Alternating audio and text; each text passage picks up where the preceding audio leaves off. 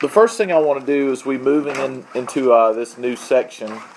What we're going to be doing is graphing quadratic functions. Okay.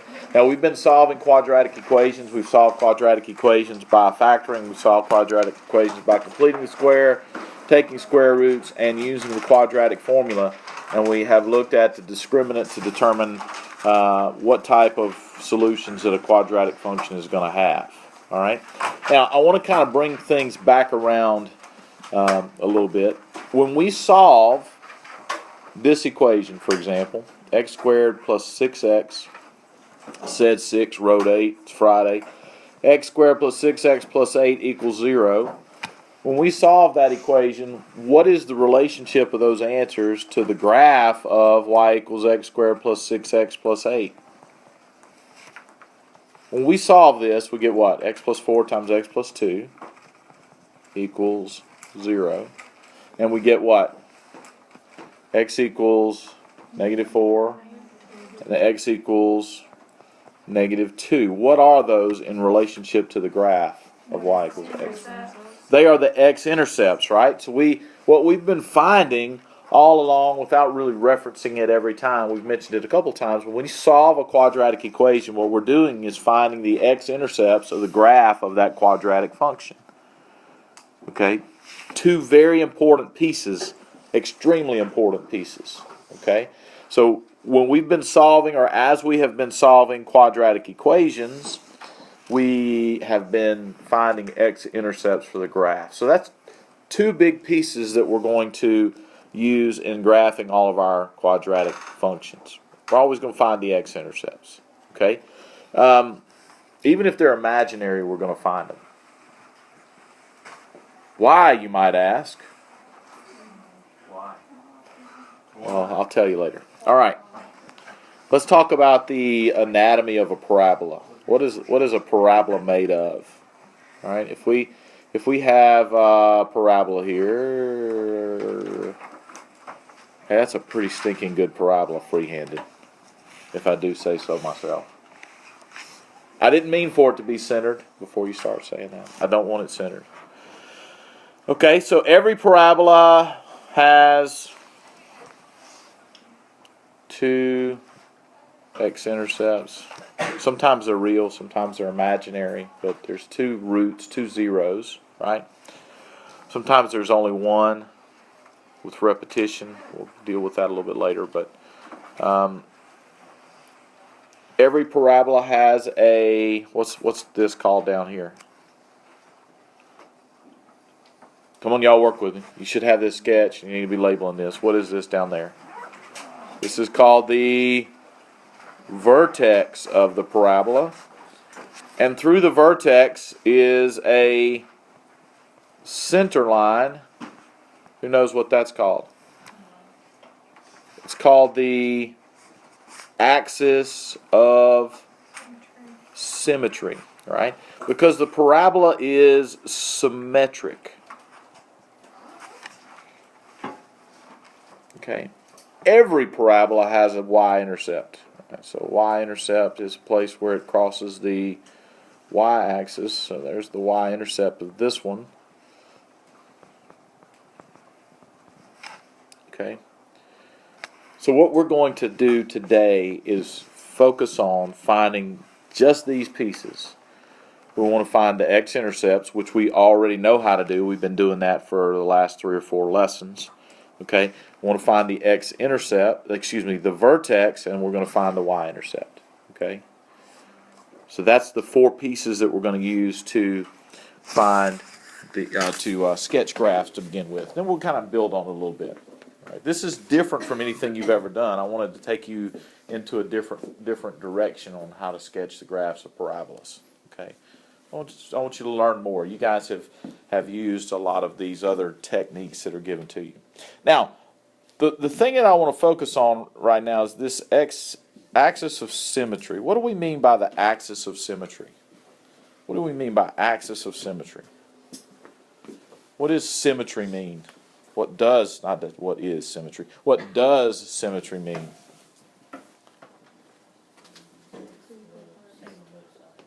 It's the same on both sides, right? It's a mirror image. It's a line that mirrors things. Okay? Now, what does that tell us about how could we use the symmetry of the parabola and the x-intercepts to find where that center point is? Have y'all discussed this in any of your classes prior to this one? Probably not. How can we find this vertex point right here using the x-axis, using the x-intercepts and the symmetry of the parabola?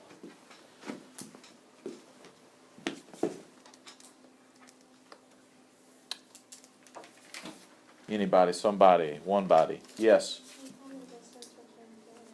You can find the distance between the two intercepts and then do what?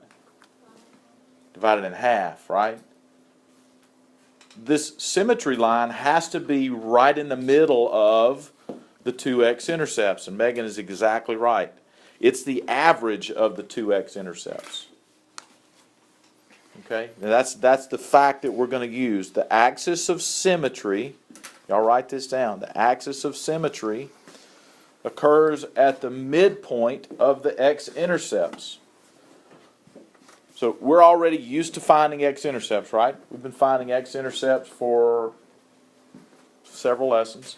The axis of symmetry, the middle line, that center line of the parabola, is the midpoint of the two x-intercepts. So let's just say that our x-intercepts were, let's say this is 3 and negative 5 over here. 3 and negative 5. What's the midpoint of those two things? 3 plus negative 5 divided by 2. That's the midpoint, right? What's 3 plus negative 5? Negative 2 divided by 2 is negative 1. So x equals negative 1 is the axis of symmetry, right? Does that make sense?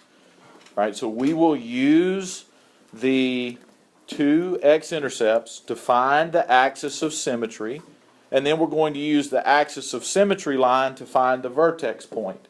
All right? Because the axis of symmetry always passes through the vertex, we can use the x value of the axis of symmetry, plug it into the equation of the parabola to find the y value, and then we have a vertex point. All right? So that's how we're going to do our sketches today. All we're going to focus on is finding the x-intercepts, which is not new.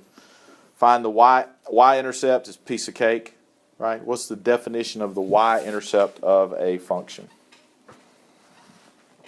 The y-intercept is what, by definition? All right, where it crosses the y-axis. That's a graphical description of it. What is it algebraically? Where every point on the y-axis has an x value of 0. The y-intercept occurs where x equals 0, and conversely, or the x-intercept occurs where y equals 0. Okay, so we're going to find the x-intercepts, which we've already been doing. We're going to find the y-intercepts, and we're going to use the average of the x-intercepts to find the axis of symmetry and the vertex point. That's all we're finding today. Okay, x-intercepts, y-intercepts, axis of symmetry, vertex. All right, let's get out of this mode and look at a problem. Escape. There we go. Let's go back to problem number 1. Here's the first one we're going to look at. Now, the directions, guys, are going to say, let me see if I can show you directions here. The directions are going to say, sketch the graph of each function by finding the x and y intercepts, using the x-intercepts to find the vertex and axis of symmetry. Okay, and I'm giving you a little reminder in the directions what we just pointed out, that the x-coordinate of the vertex is the midpoint of the two x-intercepts. Listen to this. Even if the intercepts are imaginary, it's still the midpoint of the two imaginary numbers. And we'll make some sense out of that when we look at an example in just a second. We mean imaginary intercepts. Okay, well, they're still the x-intercepts, right? Even though they're not real, they're there vertex point is still in between them. We'll see that in a minute. None of you have ever done this before. Okay. All right, so let's have a look at this problem. We're going to do the things that I talked about. We're going to sketch the graph. And we're going to sketch the graph by finding the x-intercepts, the y-intercepts, the axis of symmetry. I don't know why that's doing that to me. Let's start over here. All right. What do we know about this parabola right off? It's upside down, right? Because the negative x squared, this value right there, makes it open down. So we know the shape's going to be like that. All right. But let's just get busy doing the things that we want to do here. All right, let's find the y-intercept first. The y-intercept is where x equals 0, right? So I put 0 in for my x's. That's a 0. That's a 0, which means y equals -3. So 0, -3 is my y-intercept. Okay, easy enough? Now, by definition, the x-intercepts are where y is equal to 0. So I know that the y values of my x-intercepts are going to be 0.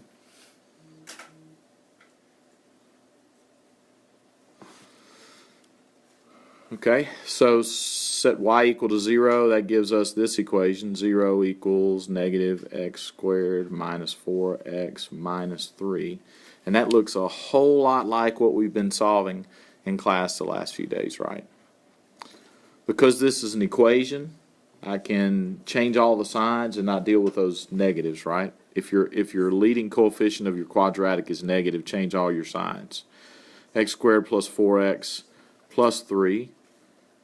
All right, that's going to solve pretty easily by doing what? Factoring. X plus 3 times x plus 1 equals 0. And that means that x either equals -3 or x equals -1. So we get these 2 points, -3, 0, -1, 0. That's my two x-intercepts.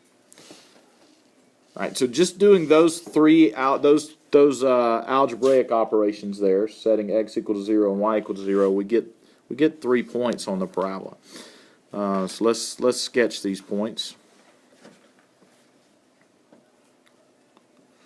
All right, so I've got an x-intercept of -3, an x-intercept of -1, and a y-intercept that is -3.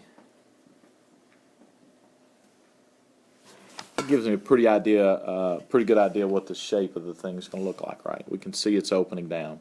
Now, any questions about anything we've done there so far? All right, let's find the vertex.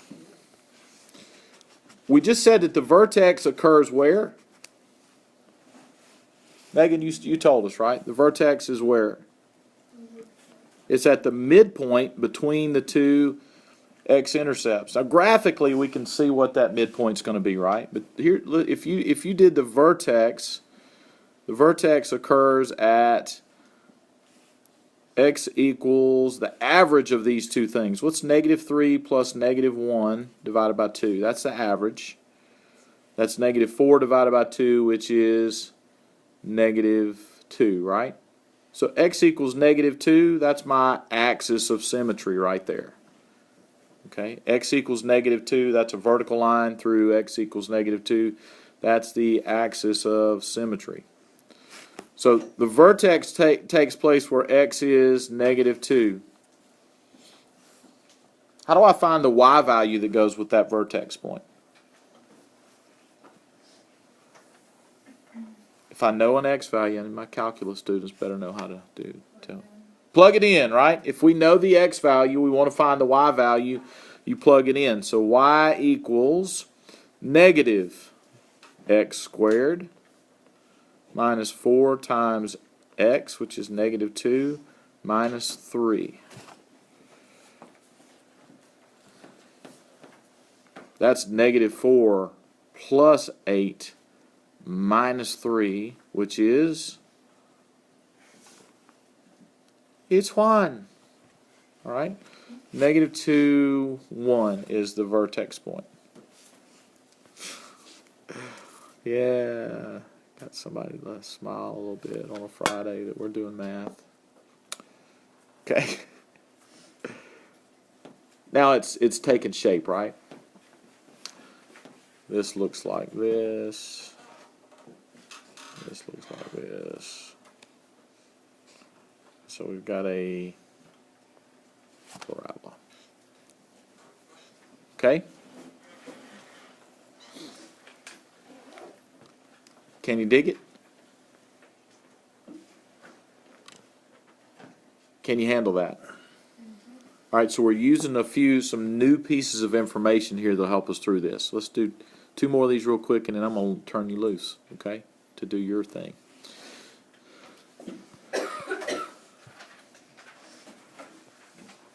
All right, next one is 2x squared plus 12x plus 16. Now, this one is different because our a value is positive. Our parabola is going to open up. All right, so if we draw our graphs to get ready for this.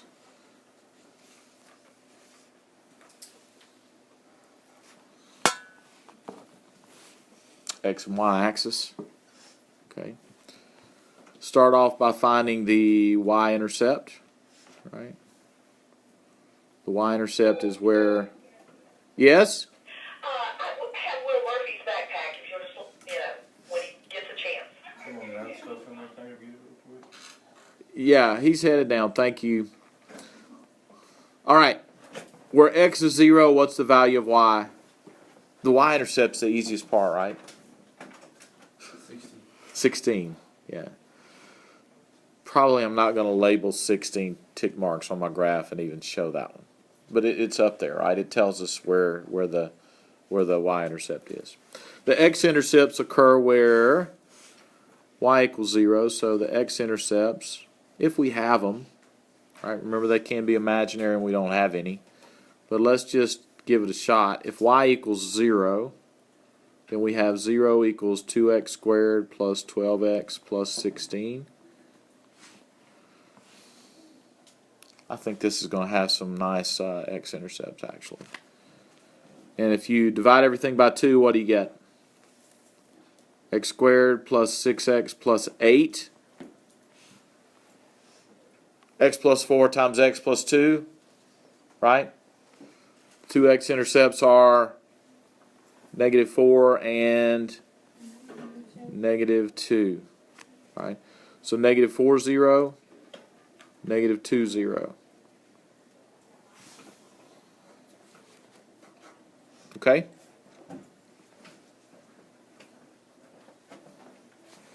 So let's go ahead and sketch those two. 1, 2, 3, 4, negative 2, 0, and negative 4, 0. There's my 2 x-intercepts. Where does that tell me that my axis of symmetry is going to be? The average of these two things, x equals negative 4 plus negative 2 divided by 2 equals negative 3. There's my axis of symmetry.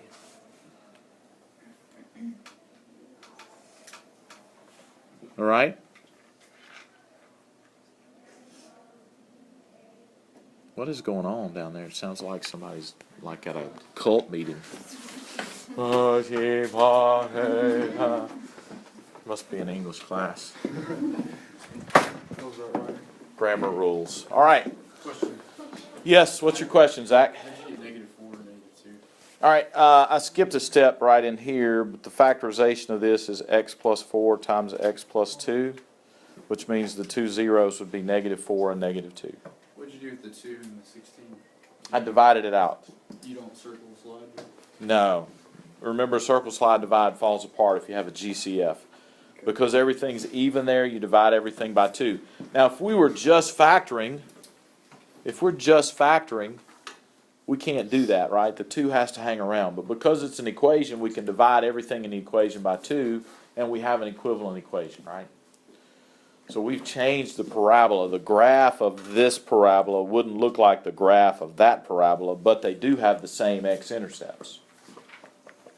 Okay? They have the same solutions. All right, so x equals -3 is our axis of symmetry. And how do we find the y value that goes with that x value? Plug it in. X equals -3 is our axis of symmetry. And so our vertex, we know that our vertex has to have an x value of -3. And the y value is going to be 2 times -3 squared plus 12 times -3 plus 16. Sound like the English class down the hall there. 2 times 9, which is 18 plus, no, not plus, minus 36 plus 16. That's going to be -2. So the vertex is -3, -2. And that is going to finish our sketch. -3, -2.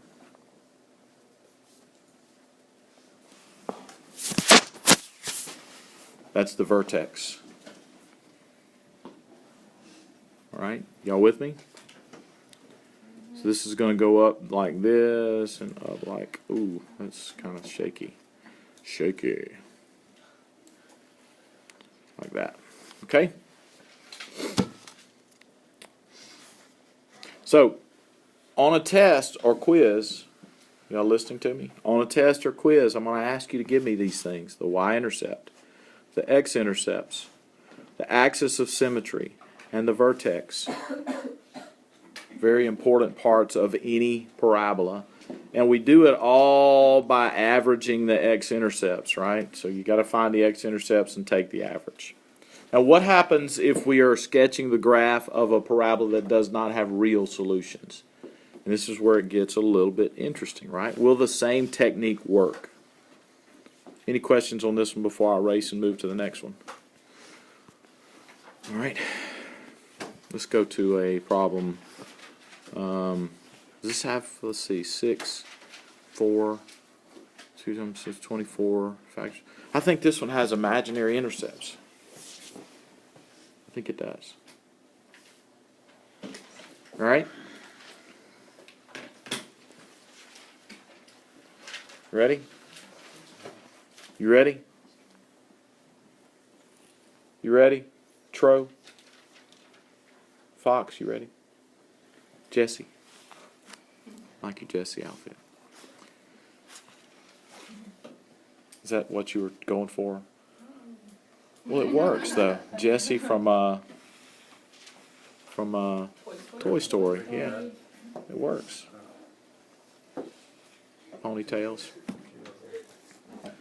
All right, here we go. Y-intercepts. Y-intercept is 0. Shh, y'all listen. 0. X is 0. Y is. X is 0. Y is 12. Come on, y'all, engage. Engage. What we're doing today is really important. That was Friday. Pep rally day and all. Dress up day. X-intercepts. Dress up day? That was funny, Zach. That's nice. The x-intercept is going to occur.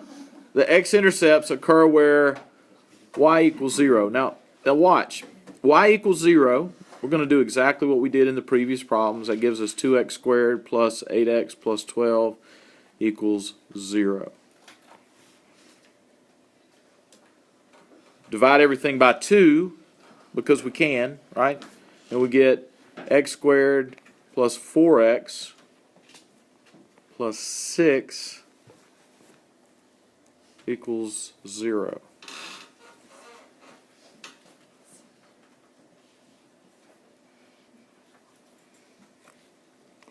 Is that factorable? No. Which means we need a different technique to solve it. Which technique are we going to use to solve this? You could use the quadratic formula, But I'm going to complete the square. All right? X squared plus 4x.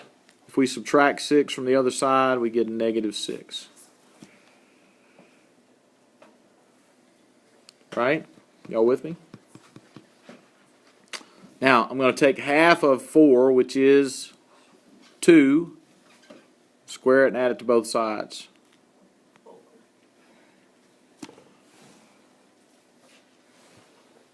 Okay?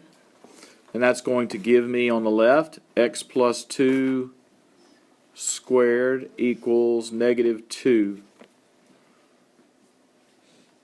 Right? Which means x plus 2 equals negative 2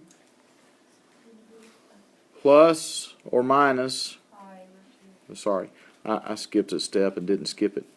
X plus 2 equals plus or minus the square root of negative 2. Right, which means x equals negative 2 plus or minus I times the square root of 2. What did I just find? My two imaginary x-intercepts. Okay? Now, What do you write? Is it for both? that's what we would write. They're imaginary x-intercepts, so really we could write none.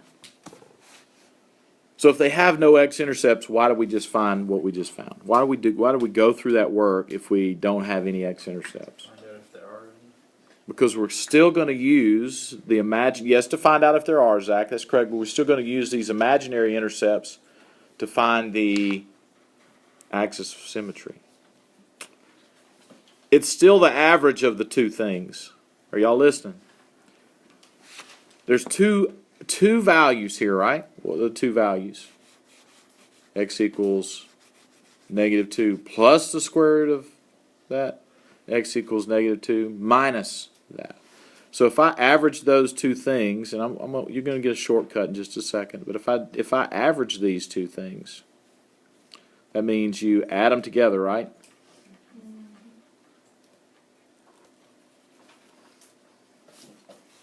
And then divide by 2. What happens to the imaginary pieces when you add them together? The imaginary pieces go away, and what are we left with? X equals negative 4 over 2, which is negative 2. This number right here will always be the average of the two things. That's where your vertex is going to occur. Max. Okay? All right, so when you average these two imaginary solutions, if you average these two imaginary solutions together, this part's always going to cancel out because it's a plus and a minus, and what are we going to be left with? We're going to be left with 2 of these divided by 2, so the intercept is going to be negative 2. Excuse me, the vertex point is going to occur at negative 2. Did y'all see what just happened there? This is going to happen every time you have imaginary zeros. All right, now, so our vertex and axis of symmetry is x equals negative 2. Vertex occurs at negative 2, and we'll find the y coordinate that goes along with it by plugging that in. 2, y equals 2 times negative 2 squared plus 8 times negative 2 plus 12.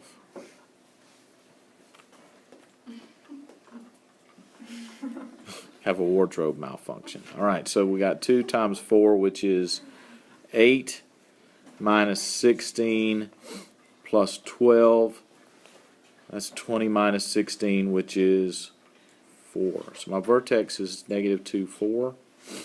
And we don't have a whole lot to go on with this one, do we? Vertex is negative 2, positive 4. Right there. And it goes way up fast because the Y-intercept is at 12. All right. Now, on Monday, we're going to leave the concrete and go to the abstract. Okay.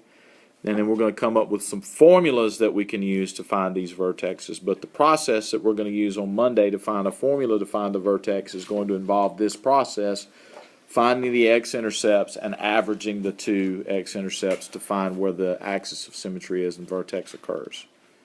Okay?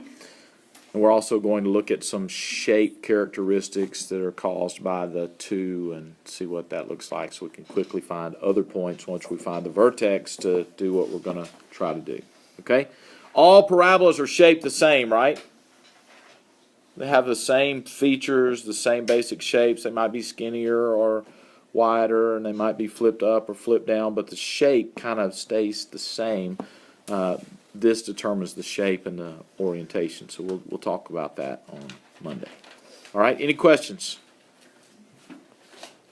So what you're going to be doing tonight is finding the y-intercept, find the x-intercept, use the x-intercepts to find the axis of symmetry and the vertex, and sketch the graph.